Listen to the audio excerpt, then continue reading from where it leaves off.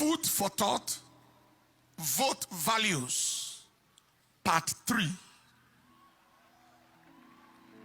Now someone may ask, why food for thought?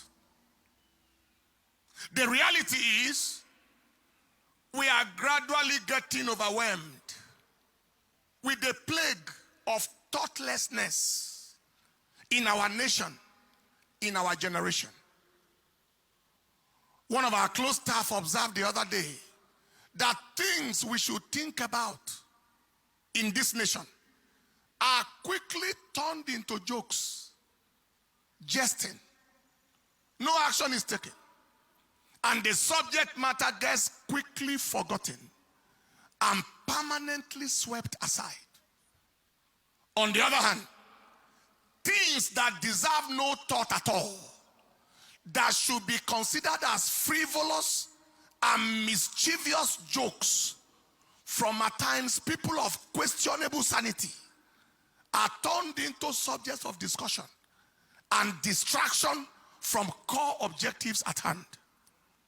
Serious things are treated as jokes, and jokes are treated as serious things. It is the plague of thoughtlessness and disfocus that has bedeviled our land for a long time. But the fact is, there is a link between thought and result. Thought determines result. Quality of thought determines quality of result. If we must have quality results, we must think qualitative thoughts. The reason why we have not experienced much of qualitative results as a nation is because we have not embraced qualitative thinking as a people. Our mentality determines our destiny. Our mindset determines our outcome. If we don't think, we sink. Until we activate our brain, we do not actualize our gains. To change our season, we must change how we reason. Something to think seriously about today is the level of disvalue, disregard, and disrespect the political class have for the people of Nigeria. We have to think about it.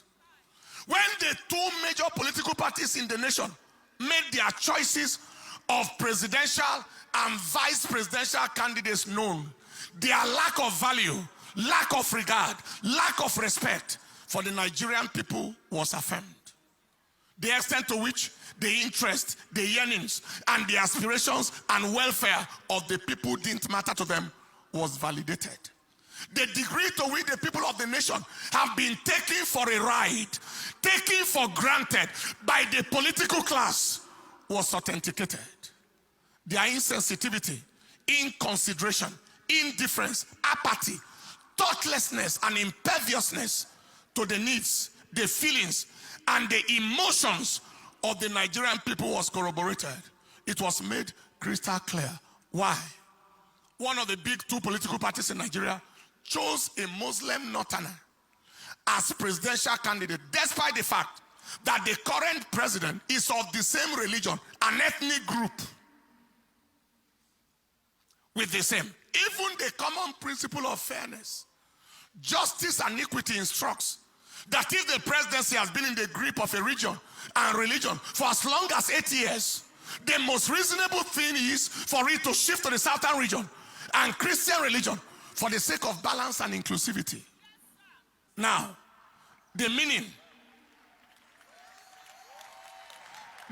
of coming under another presidency from the same region, the same religion, the same ethnicity as the current one is, after 8 years of rampaging and ravaging banditry, kidnapping, and herdsmen devastation of indigenous communities under the watch of the current leader, then we step into another 4 or 8 years of continuing destruction and devastation from wherever it stops in the current administration, God forbid.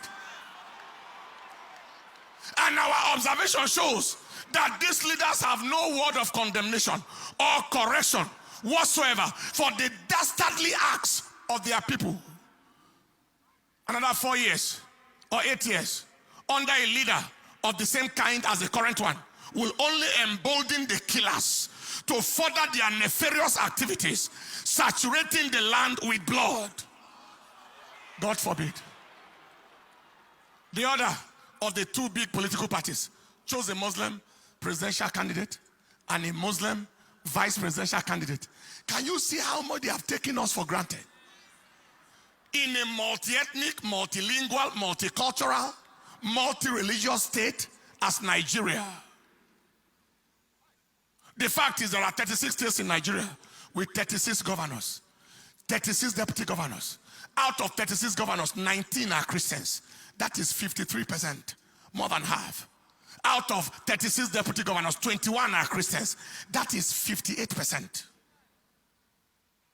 Beyond that, of the 6 geopolitical regions in Nigeria, there is an extremely massive Christian population in the south-south, southeast, southwest, north-central. That is already 4/6. Even in the northeast, in Taraba, Adamawa, Gombe, etc., Christians are found in their numbers. Even in the northwest, in southern Kaduna, in Kebbi, etc.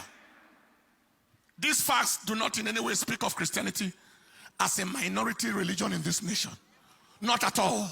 In fact, Christianity is far, very far from being a minority religion in Nigeria. People will actually be shocked when a true and realistic census is done in this nation. Yet, Christianity is despised to the point where not one person could be found to be the running mate to a Muslim presidential candidate, despite such a very massive Christian population in Nigeria. Yet, Christianity has been the victim of relentless attacks on churches and communities. We have witnessed, especially in this administration, highly lopsided, nepotistic, ethnocentric, religiocentric appointments in all realms. The armed forces, the judiciary, the executive, the legislature, the civil service, all lopsided appointments despite overwhelming Christian population in Nigeria. And now they want to place Muslim president and vice president on top of all of that, despite the fact that a Muslim president has literally ruled and ruined the country for almost 80 years now. And people are expected to watch on in cowardice and timidity. That will not happen. The conclusion is the two big political parties, as well as the leaders of our land, have shown us no value, no respect, no regard for the people of the nation. They are solely driven by personal interests and at times religious and ethnic interests. We are therefore left with no option than to totally reject the action of the two political parties for insulting our collective sensibility, undermining our human dignity, and desecrating our worth and value as a people. Only one credible, reasonable, sensible choice is left. Only one. Only one credible, reasonable, sensible choice is left. And you know, do you know? You know. Vote value, vote principles, vote character, vote capacity, vote fairness, vote justice, vote equity. Stand up on your feet.